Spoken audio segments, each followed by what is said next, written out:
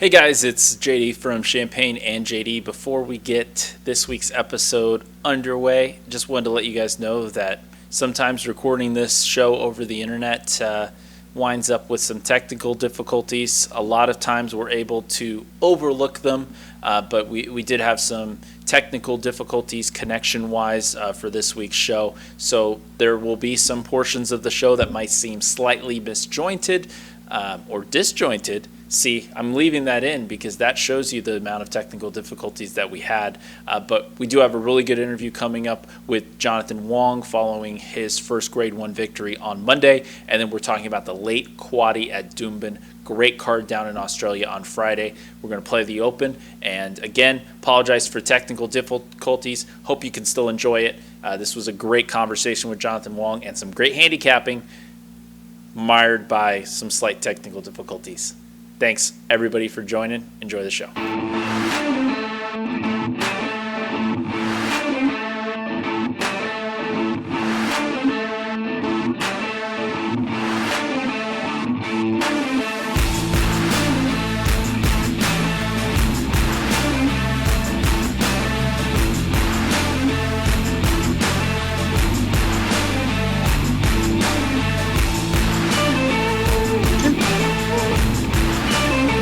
Hi, everybody. Andrew Champagne here alongside JD Fox for this week's edition of Champagne and JD. As you can see, we've got a very special guest, and this guy has had a really good year in the last, 5 days or so. Jonathan Wong, now a Grade 1 winning trainer after Keeper of the Stars got home first in the Gamely on Monday at Santa Anita. Jonathan, thanks very much for stopping by. Thank you. I really appreciate it. Well, we really appreciate you coming on. I imagine it's been a really hectic week, and not just for the standpoint of every week being a hectic week for trainers. It's been a big week. You had a big day on Monday at Santa Anita. Keeper of the Stars giving you your first Grade 1 win.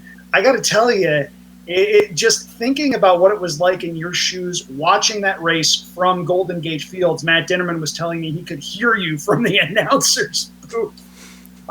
Just take us through watching the race from your perspective, some of the things that you were seeing as the race was running. Keeper of the Stars drew the 11 hole, which I have to imagine we had a couple of scenarios going through your head, not many of which were very good. It's funny, actually, I came home and watched the race at the house with my wife and my kids. So you must have really been yelling loud if Matt could have heard you. Yeah. Watched the race. He saw the filly we had in the last, and he was watching the race, and he said he was going nuts.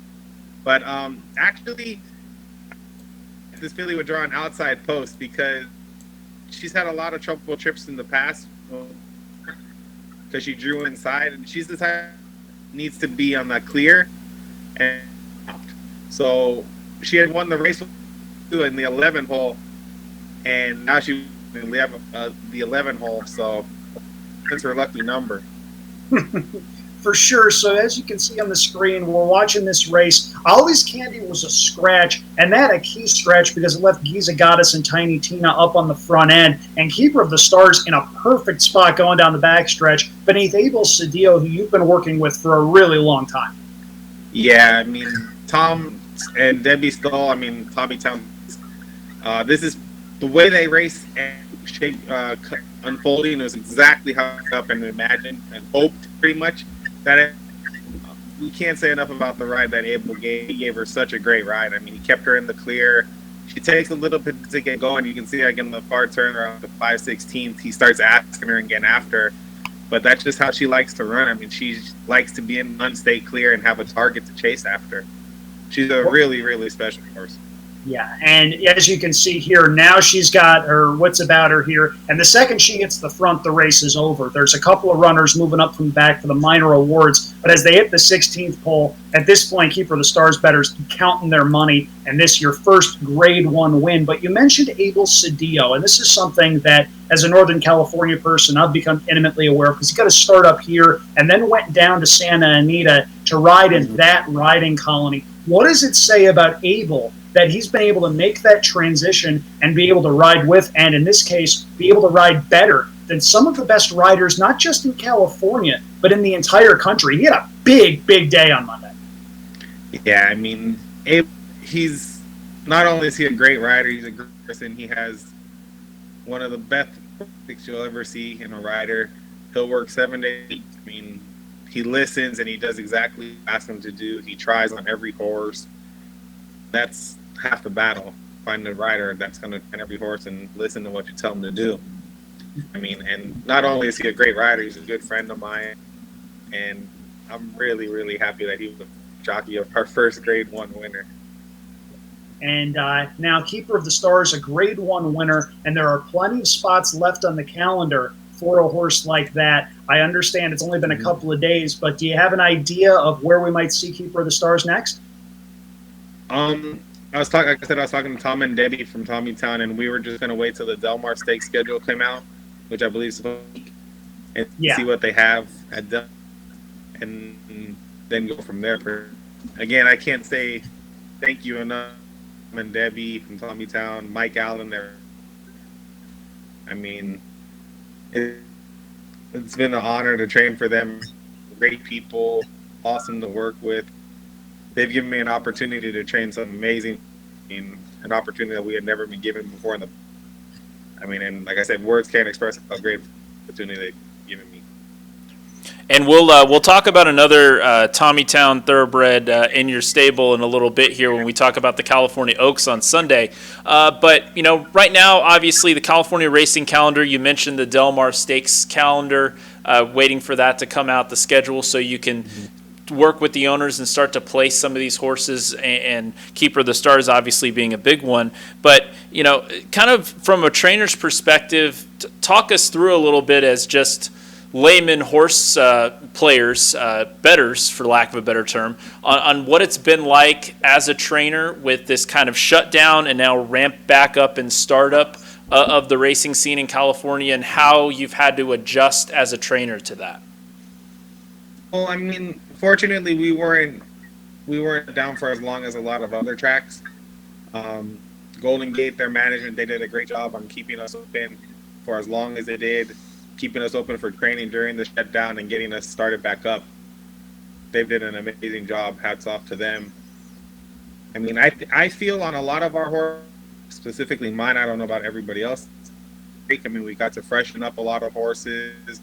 First-time starters, they got to get which obviously helped them a lot. And now we're going to have fresh for the year, hopefully. That little break will help them out in the long run. Fingers crossed on that. That's really all we want. We want to get these horses in positions where they can run, have sustained campaigns, and develop into the kinds of horses that we think or hope they can wind up being. Now, Northern California has had a couple of announcements recently.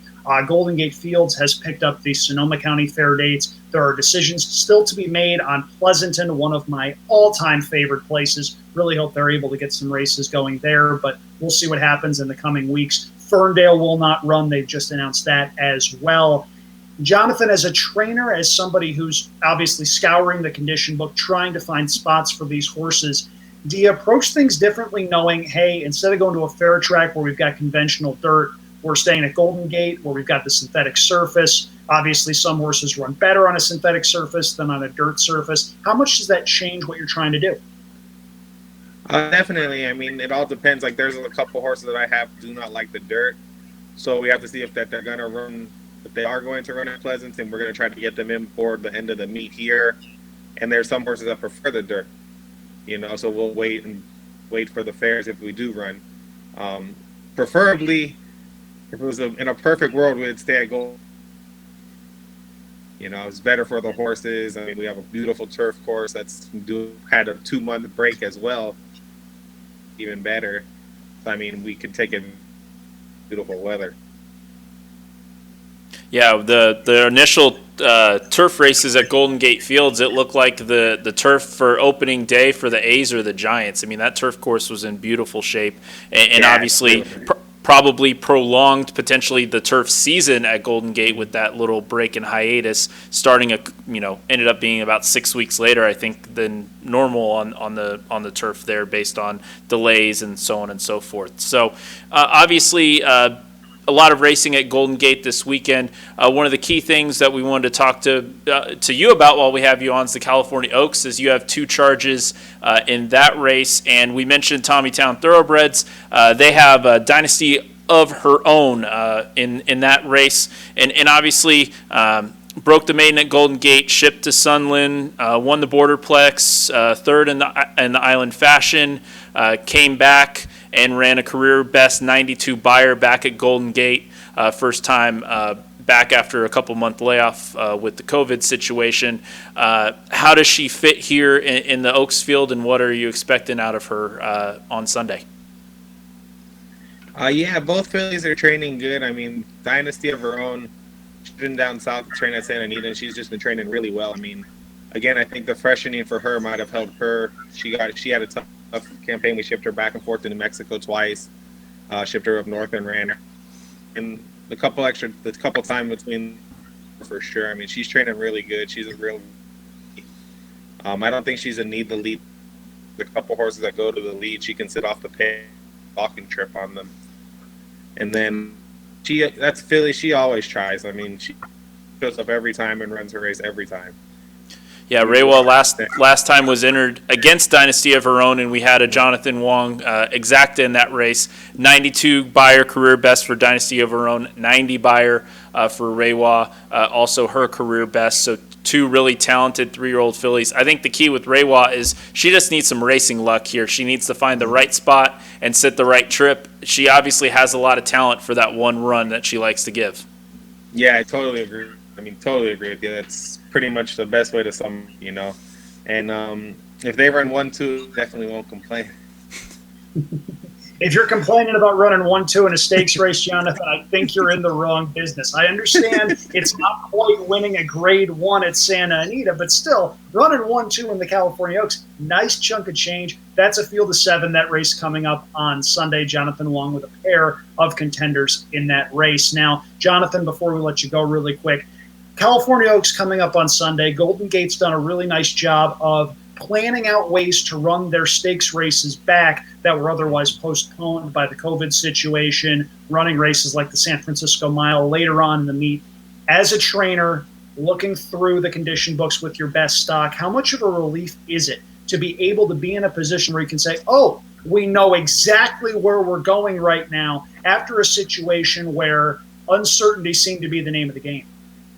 I mean, that's huge. Very, very, very, very, very, very important to be able to spot towards a race and know where you're going to run. Just like we did with Keeper of the Stars. We knew once we saw the state schedule that she was going to run Memorial Day. We were training her up to that race and pouring that and have her ready to run her best race, which she did. And having like Dynasty of her own, Reiwa, we knew this race was coming up. We were able to train them up to this race. It's very important to be able to have an idea of when you're going to run.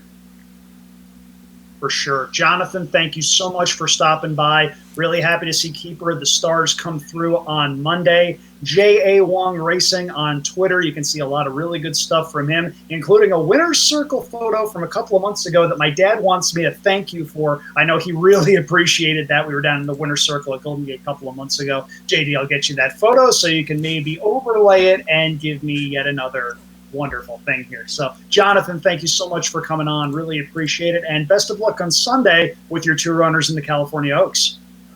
Thank you, guys. Appreciate it. And hopefully we'll be able to get some more winner circle pictures soon.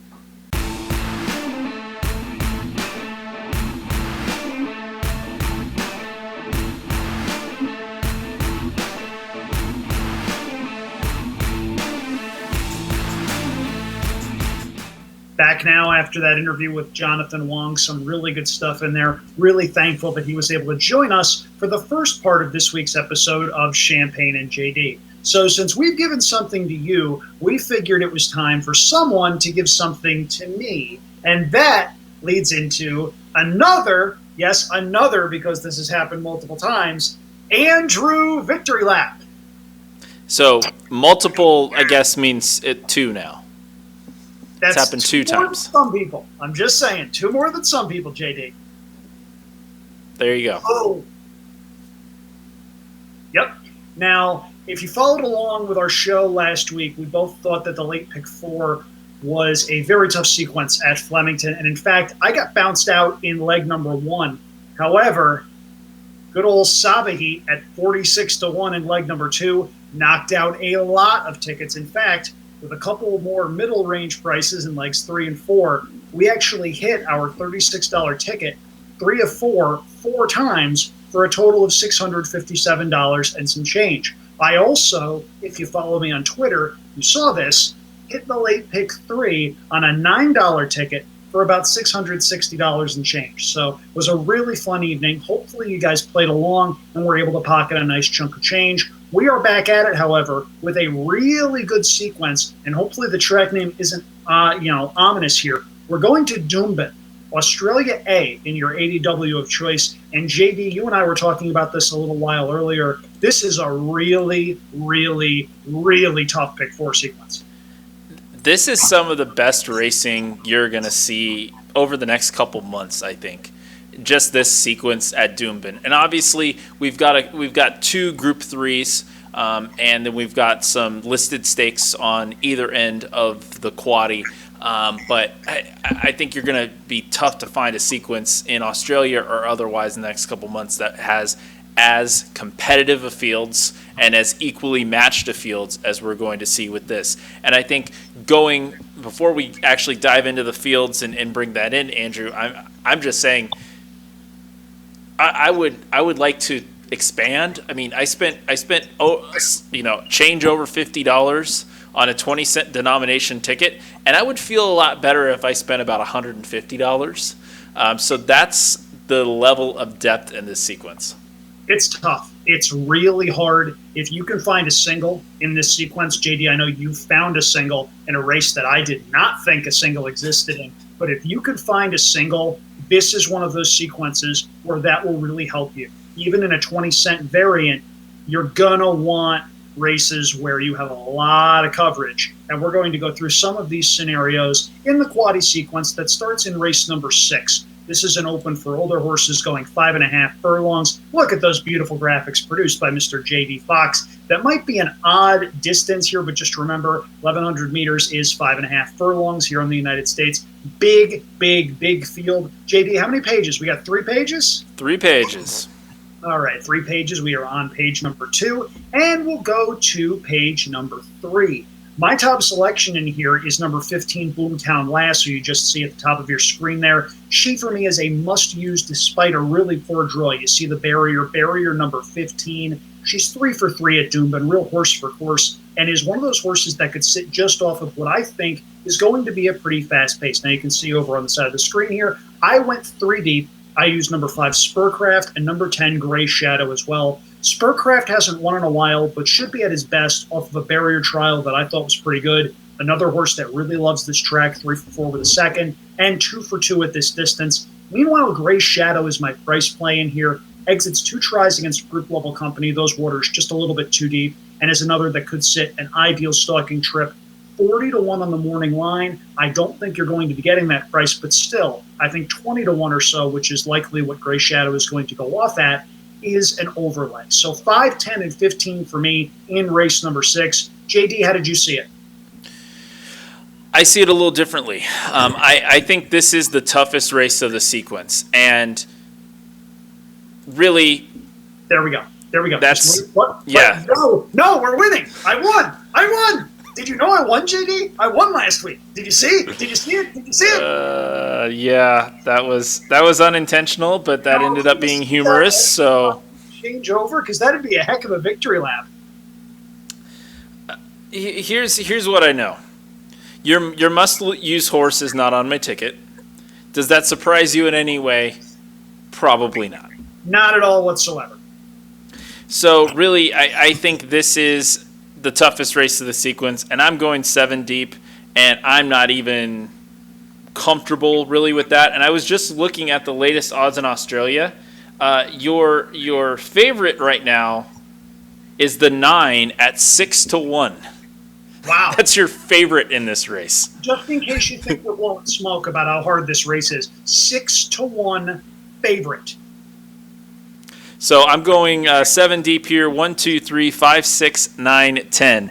Top pick is going to be the 3 Scalapini off the bench. Lifetime 3-1-1 first up. Great first up form. Can come just off the pace or back from the back of the field. Has a really quick turn of foot.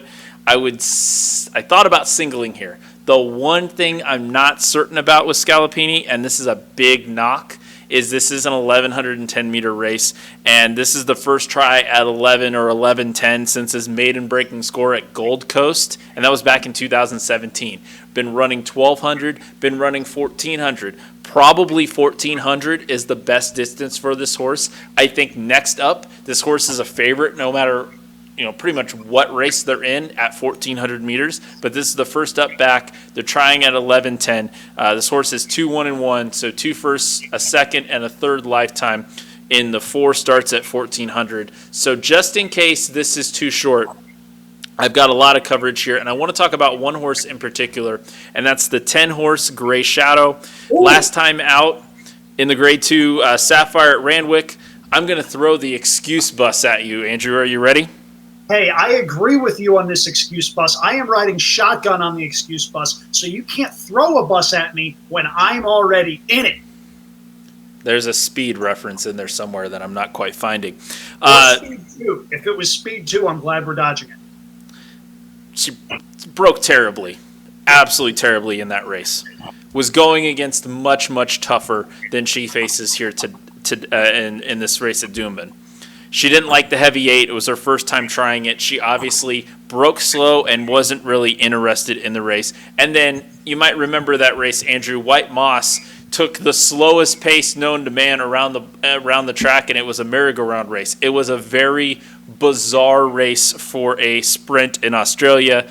I think really what you got to look at is the previous race, which was the Tab Birthday Card Stakes at Rosehill. Ton of run, bottled up, made one move, hard charging 5th, but was majorly bottled up in that race. I think that's a truer test of this horse's form. She had a 3rd place finish at 1,100 and a benchmark 94 at Rosehill in February. Prior to that, she had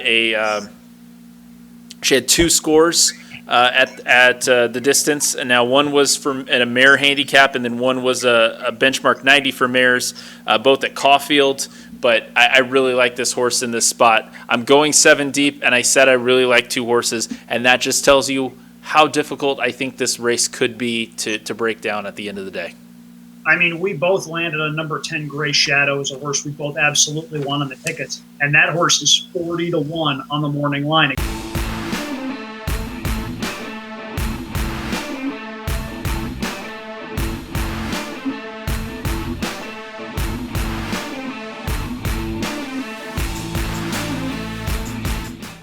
So you see that we have some overlap in race number 6. We're going to head to race number 7, which is the first of 2 Group 3 events in this sequence. This one's going 1.25 miles, and JD, you and I see this race completely differently. First of all, you can see in the entries, this may as well be the Chris Waller Invitational. This is a race where it seems like he's sending out the entire barn, and I think he's got a number of contenders in this spot. And there are several pages of entries because, again, Doomben drew a lot of big fields for this Friday night sequence. So we're going to keep going, hopefully, to the second page of entries. I say hopefully. We will. Dr. Drill is a big scratch in here. Dr. Drill, big scratch. Certainly agree with that as we move forward and maybe see a couple more Chris Waller horses. Oh, yes, number 10 and number 13. Maybe a couple more Waller horses in here. Yes, there's one right there, number 20, Savicool. Chris Waller settling almost half the field in this race. And speaking of half the field, I feel like I am almost using half the field on my ticket. You can see right over there, I'm 7 deep. And if I had the budget to be able to hit the All But in Glory, I absolutely would. I really needed to dive in and sort of throw out some no-hopers in here. I wound up 8 deep, but there is a scratch of the number 5 horse in your program as well. I was using that one, so I instead just opted, you know what? This all fits on one line. I'm 7 deep. Let's just roll with that and hope it's enough coverage. But if you have deeper pockets or if there are scratches elsewhere in the sequence, hitting the all button in this race, I think is a really good idea. I say I think because the opinions of this handicapper do not necessarily reflect the opinions of that handicapper. As I moved my head the wrong direction, I said that handicapper, JD Fox. JD, you see this race in a completely different light. Yeah, I'm going to single the 4-horse Another Dollar. Two great performances on a race we talked about, the Hawkesbury Cup. Was third in that race, came back, won the Gosford Cup, and we mentioned those cups. Those are big cups for tracks, obviously in Hawkesbury and Gosford. But remember, this is a weird year. So Hawkesbury was run at Rose Hill, and Gosford was run at Randwick. So this is big track experience, and those fields were a lot stronger than what we've seen in recent years. Barrier 1, I think, is the key to this for Another Dollar. That's the trip she had in the Hawkesbury Cup. It's the trip she's going to have in this one. The main difference between the two performances that Another Dollar's had recently is really just the trip. You look at the win and found the way through the field 25 meters earlier than in the third place effort. This horse can fly late, and obviously down on the rail, there's some interesting things that could happen here. But this is a track in Doomben that favors at pretty much every spot. You want to be as close to the rail as possible. Very tight turns. I think this will set a good trip. This is a case where I had to take a stand somewhere on this ticket to feel comfortable with it. And I feel like while this is a strong opinion for me, I will say that this might be a slight reach to single this horse, but this is going to pay a lot, and I feel much more comfortable having more coverage in other races in this sequence, Andrew. So what you're saying is if horse number 4 doesn't win at Doomben, you are, wait for it, doomed, Ben. Huh?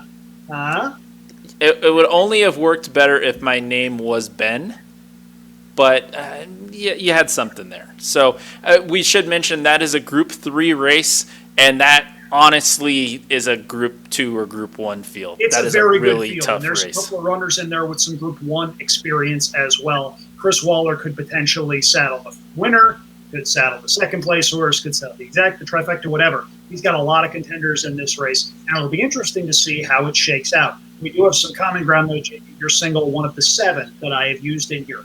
We move on to leg number 3, which is race number 8. This is a Group 3 event for 3-year-olds going the odd distance of 6 3/4 furlongs. And JD, you'll tell us a little bit more about that route once we get to it here. A couple of really good horses coming in here. Number 3, Dawn Passage, figures to be a pretty heavy favorite off of back-to-back wins. It is that one's local debut, though, so it wouldn't be a complete surprise if that one goes down to defeat. The problem is, if that horse doesn't win, who does?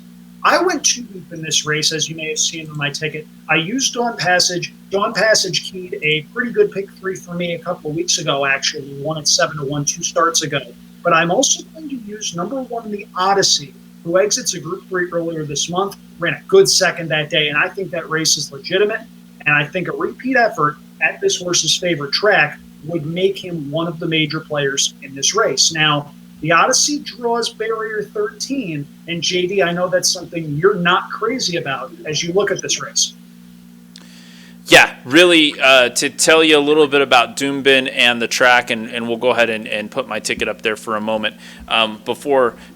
Obviously, that is a weird distance, and it comes from the track. There is a chute there that is used for that particular distance.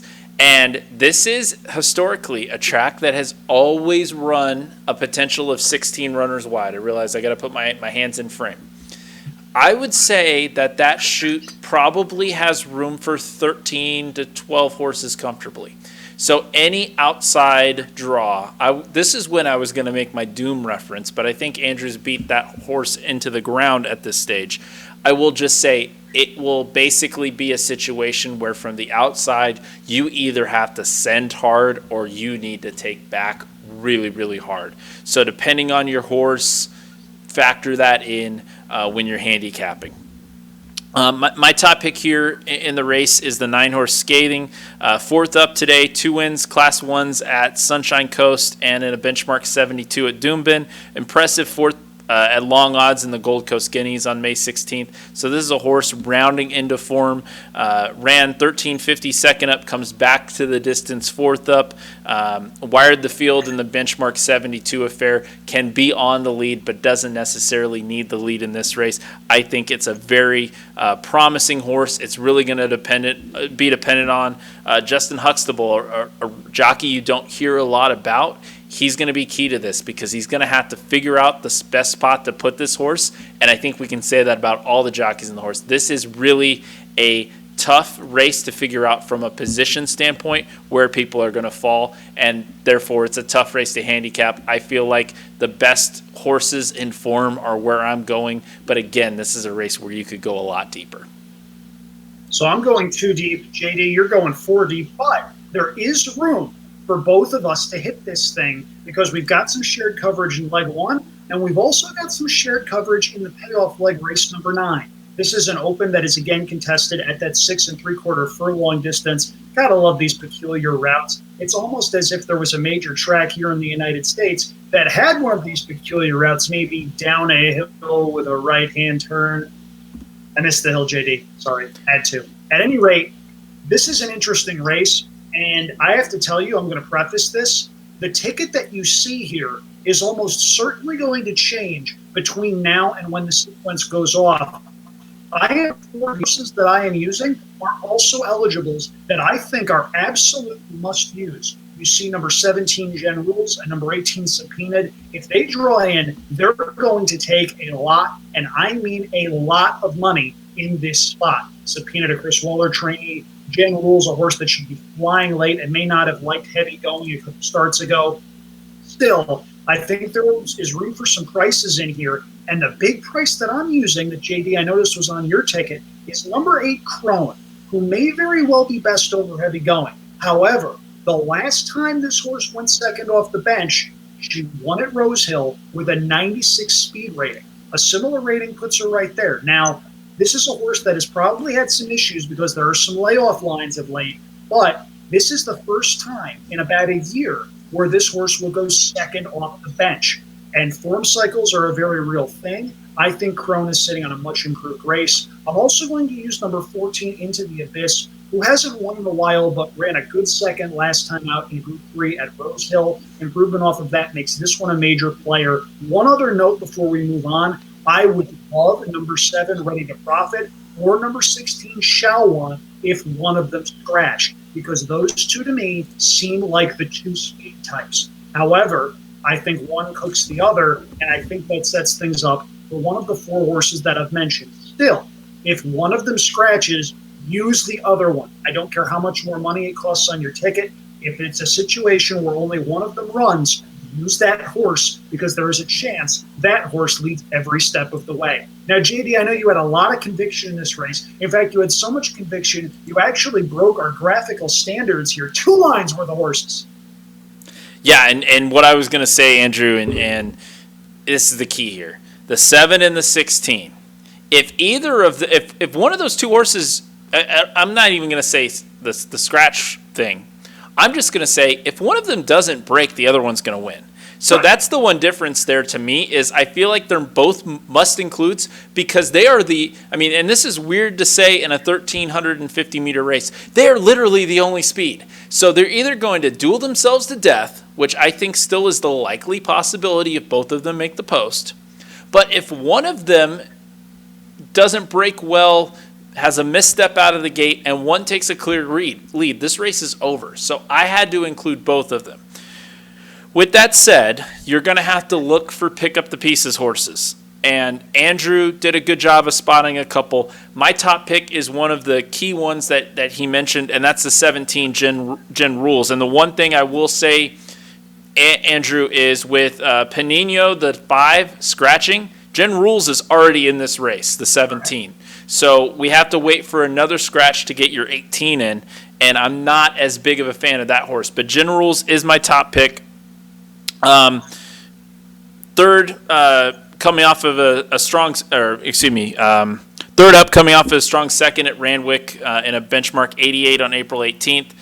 Followed that up with a third in the Silk Stocking, listed stake at Gold Coast on May 16th. Both were tries over 1,200, and she's never won at 1,350, but she did have a win at 1,300 at Kensington back in January. That was a benchmark 78. Obviously, this is a listed stake, a little bit more tufting, but really, if you focus on the Silk Stocking and look at that as kind of the key race for Jen Rules, Dale Smith, the jockey, it was microseconds. I mean, this was a horse that galloped out. If you want to see a gallop out, you need to pull up the Silk Stocking and watch Jen Rules, because he had so much horse, and it was just, he got to where he needed to be a fraction of a second too late.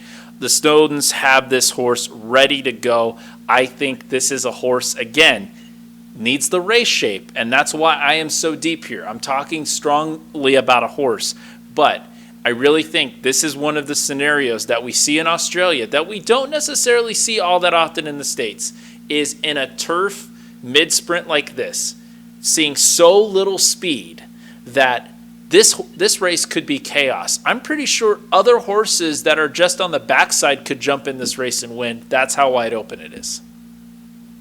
It's a good race, and I have to tell you, I like the ticket structure there. You got some conviction in leg number 2, and that's allowed you to spread in leg number 4. Me, personally, I don't have such conviction. I think this is a very, very, very difficult sequence, as you can see by the fact that I don't have a single. I've gone too deep in leg number 3. Maybe Dawn Passage is much the best. Maybe the Odyssey is much the best. But either way, I'm covered there. So for me, it's 3 by 7 by 2 by 4. It is a $33.60 play for a 20-cent increment. JD, you creep a little bit over $50 there, but we do have some common ground. And that's the thing. We're 2 by 1 by 1 by 3. So if you wanted to play our common ground, it would cost you $1.20. So just in case you have 12 dimes lying around, you can play a common ticket with the two of us. And maybe, just maybe, your victory graphic will be up next week.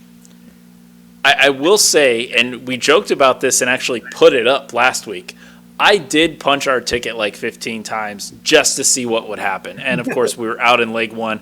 Your main ticket was out in leg 1. My main ticket was out in leg 1. Our combined ticket was out in leg 1. And then I punched a pick 3 of shame and did not have your bomb in what was the first leg then of the pick 3. So, you know, we're calling you Aussie Andrew occasionally for a reason. You've really picked up the Australian handicapping, and I think that's a good thing to kind of touch on as a closing segment here on the show today. We've got a lot of news going on. We've got a lot of track openings. It's honestly getting a little much to keep track of.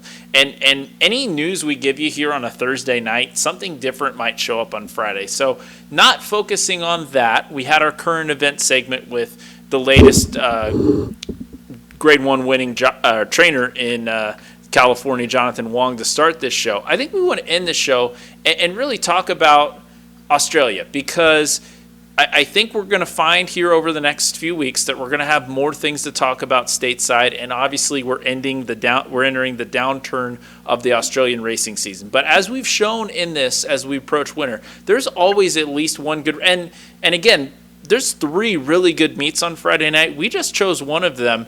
There's another that has multiple Group 1s. It just happens to be at a track that I cannot currently bet on.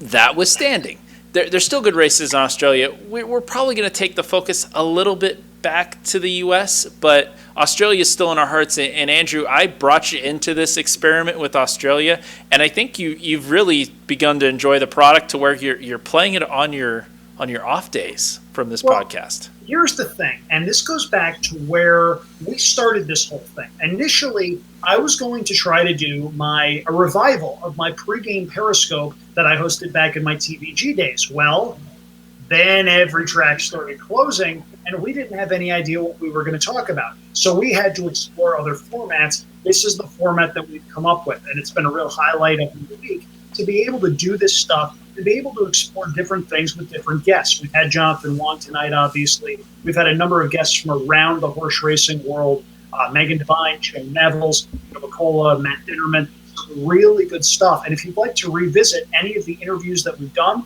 they're all available on our YouTube page, and you're going to want to hit that subscribe button down below so you don't miss any of our weekly episodes. But to give you an idea on this Australia thing, it's been fun. It's been a really cool experiment to be able to handicap a different kind of product than anything we see in the United States. All the tracks have their own quirks. The horses are made entirely differently, literally. These are horses that run once every week to 10 days. If you're complaining in the United States about horses not running enough, seriously, go to Sky Racing World, log in, get your past performances, and just take a look at how some of these horses are already running their 7th or 8th starts of the year, sometimes maybe even 9 or 10. It's really cool. There are some really good sequences, and you can play these sequences that we're talking about, not just pick 4s, but pick 3s as well for 20-cent minimums, and you can get a really good score based on that.